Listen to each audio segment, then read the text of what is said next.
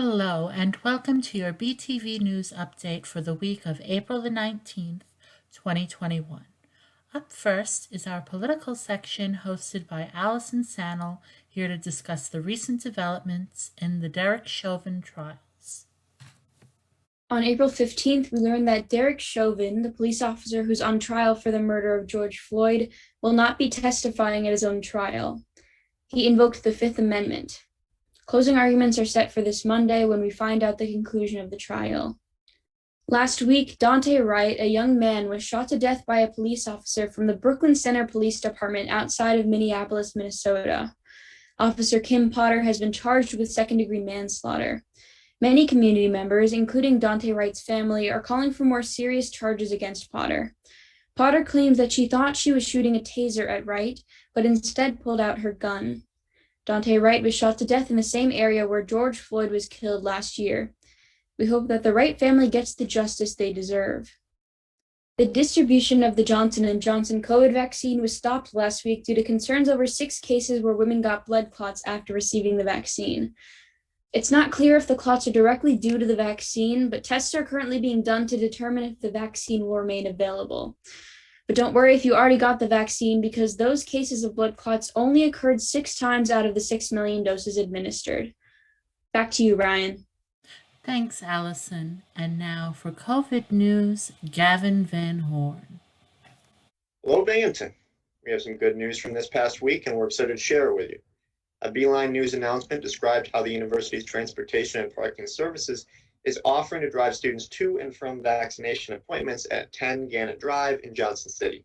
The service is available by appointment, and appointments should be made a day in advance from Monday through Friday. For those who have had their first appointment from April 12th to the 23rd, shuttles will come every 15 minutes from 9:30 a.m. to 3:30 p.m. They will pick up and drop off students at the Admission Center bus stop, and the final return trip of each day will be at 4:30. At the vaccination site, pickup and drop-off will be in the front parking lot of the Gannett building. Students will be automatically pre-registered for transit to their second appointment, and the time slot will be 3 weeks from the original date. An update email on April 12th described that due to a national shortage of Johnson & Johnson vaccines, BU didn't receive an allotment for this past week, so no vaccines were administered on campus from April 12th to 16th. The university will continue to order vaccines and notify eligible students when more are received. This email also contained a link to vaccine appointments at the 10 Gannett Drive vaccination site. While it's definitely disheartening that we didn't get any doses of the Johnson & Johnson vaccine last week, it's important to keep in mind that there are a lot of opportunities to get the Moderna or Pfizer vaccines off campus. So if you want to get the vaccine, you're not out of luck. In other news, an announcement from the governor on April 12th allowed indoor and outdoor commencement ceremonies for colleges and universities effective May 1st. These ceremonies will have limited capacities depending on event size and location. They will also be subject to strict health and safety protocols. This is possible due to the steady decline in COVID positivity and hospitalization rates in New York. This should mean the Binghamton's class of 2021 will have in-person commencement ceremonies, which is very exciting for seniors. Moving on April 13th, a survey was emailed to the student population in an attempt to get an estimate of the percentage of students who are fully vaccinated or in the process of getting vaccinated. Binghamton is trying to evaluate whether or not vaccine supplies will be enough to cover all those who wish to be vaccinated by the end of the semester. The responses to this survey are anonymous and will only be used in aggregate to help the university get an idea of what it's up against in terms of vaccinations. Of course, BTV6 encourages all students at Binghamton to fill out the survey because it's very short and will help the university with vaccine logistics. As for this week's statistics, from April 10th to the 15th, Binghamton conducted 5,338 total on-campus tests with 25 on-campus positives. There are also 2 off-campus positives. Positivity rate has gone up slightly, but still remains very low compared to where it was weeks ago. In addition, according to statewide statistics, as of April 15th, almost 40% of New Yorkers had gotten their first dose, and more than 25% had been fully vaccinated. More than half of New Yorkers over 18 had gotten their first dose, and more than 1/3 over 18 had been fully vaccinated. More than 1.5 million vaccinations were conducted over the past 7 days. Over 12.5 million total doses have been administered. Vaccination rates have substantially increased over the past 2 weeks due to a massively increased allocation in New York State.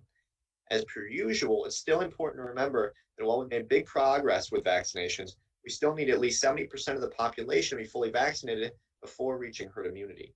This will take time. So, Binghamton, that's all the COVID news we have this week. We're getting closer to putting this pandemic behind us and getting our lives back to normal. So be sure to tune in next week for more updates. This has been Gavin VanHorn with BTV6 News. Back to you, Ryan. Wonderful job, Gavin. And now for the weather, hosted by Sarah O'Shea. Hi, it's Sarah, and this is the weather show. I'll be covering the weather from Monday the 19th to Sunday the 25th. These predictions are made on April 17th.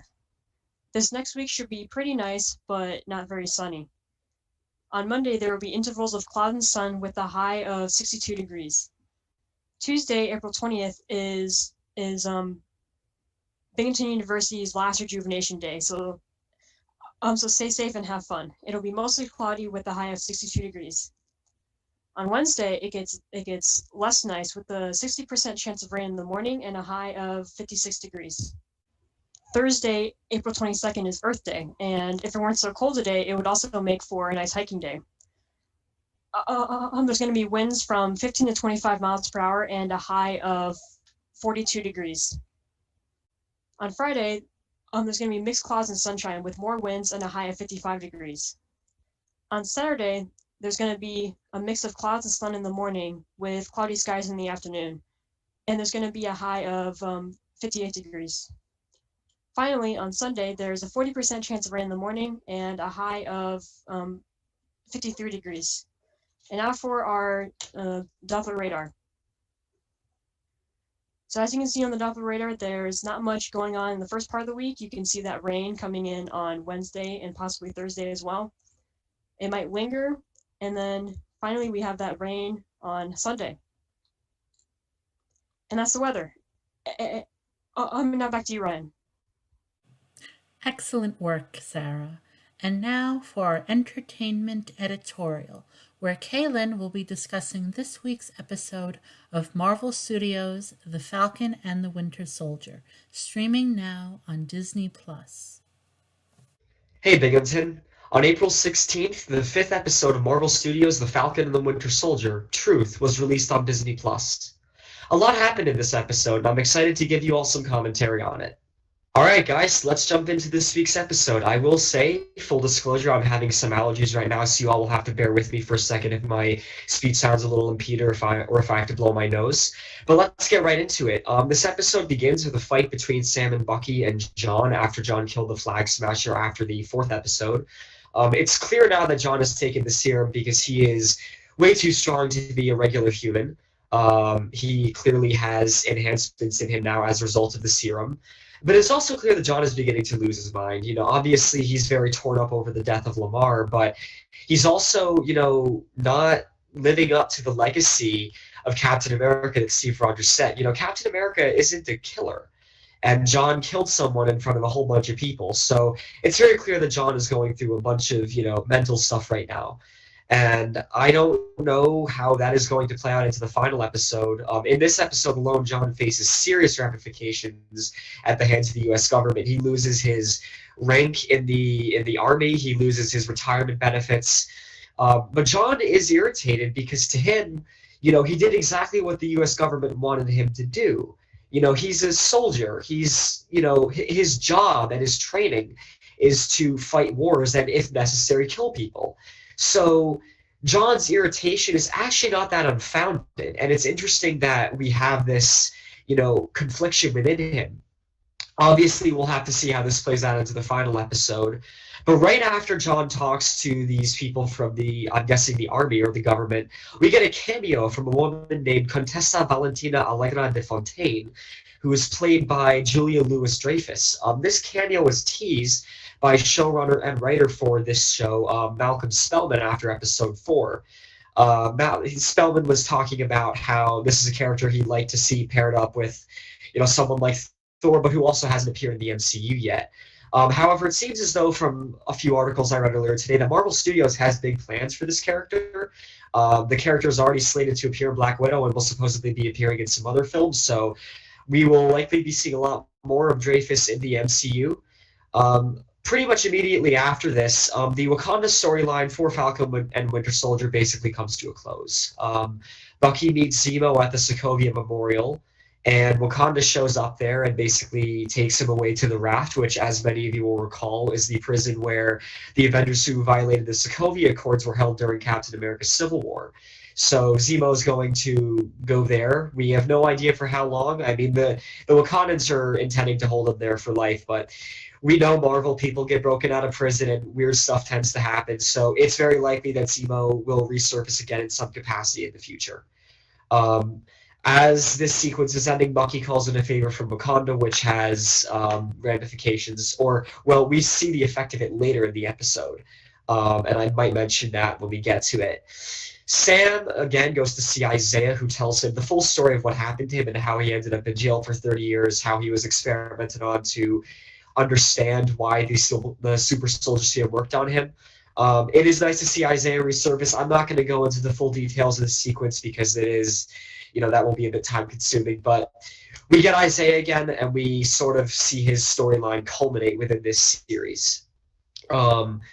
Now, just talking about resurfacing storylines and plot points, the boat that Sam's sister, Sarah, has been dealing with for basically the entire series comes up again.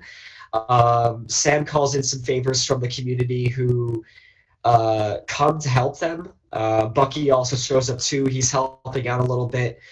This boat has been a series of serious contention between Sam and his sister throughout the series. Right now, it seems as though we're kind of at a bit of a plateau. I don't know if they're going to, finish off that storyline in the last episode. I hope they don't leave it on a cliffhanger, but we'll have to see. It's kind of almost become a running gag in the show at this point.